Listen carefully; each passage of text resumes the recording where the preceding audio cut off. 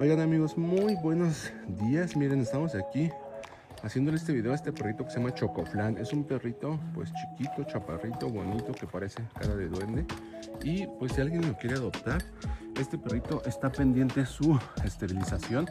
Ahorita estamos reuniendo para pagar su esterilización. Ya está desparasitado y está vacunado, pero todavía no está esterilizado, todavía está con sus huevitos.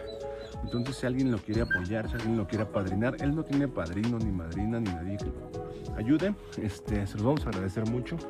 Pueden ayudarlo con un costal de croquetas o con su esterilización, que son aproximadamente como 900 pesos ya con todo y medicamento y la operación. Si alguien lo quiere ayudar, se los vamos a agradecer mucho. Pues bueno, ahí les comparto este video. Ayúdenos a compartirlo mucho para ver si llega una persona que lo adopte. Es un perrito tamaño pequeño, casi como un salchicha. Entonces ahí les comparto el video. Se llama ChocoFlan. Choco. Oye, ChocoFlan. Ay, te hablo.